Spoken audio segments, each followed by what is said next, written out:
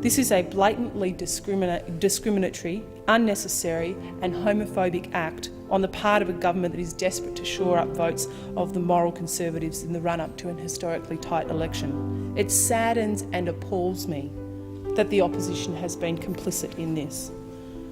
The Greens, for one, will not stand by and just let this happen. One of the things that's not talked about in this parliament very much is love.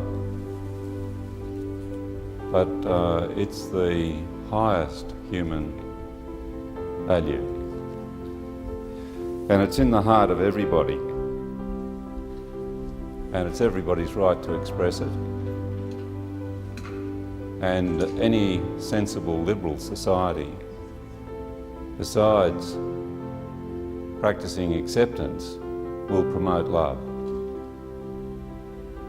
This legislation is about hate. And in any liberal society, it is important that we try to minimise this negative human expression, this antithesis to love, corral it where we can, and if in any way possible, remove it. But today, the government of this country and the alternative government, the Labor Party, are promoting hate, the most negative of human values, over love, the most positive and wonderful of human values. It devalues my marriage, that it's something that only a certain number of people in the community can have access to and others can't, purely because of how they were born, who they are. That's why this offends me so much. It is so disgusting, this legislation.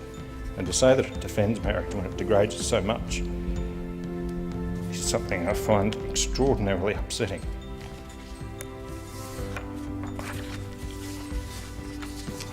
I used the quote earlier on from Edmund Burke, which has been used many times by many people, that the only thing necessary for the triumph of evil is for good people to do nothing. Which is why it's so disappointing when there are many people in this chamber who I know recognise how terrible this legislation is and how destructive. How destructive to our basic humanity and decency this legislation is, that they're going to let it happen. We recognise that freedom of sexuality and gender identity are fundamental human rights.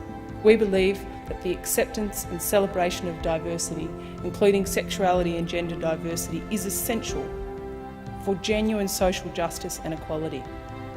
I'm extraordinarily proud to represent a party that will not roll over on these core values and that has been loud and vocal in continuing to speak out for communities such as the lesbian, gay, bisexual, transgender and intersex community whom we represent.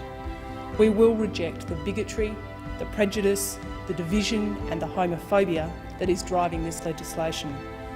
We, unlike the opposition and the government, will have no part in it. We will always stand up for human rights and we will always stand up for an end to this bigotry, division, homophobia and prejudice.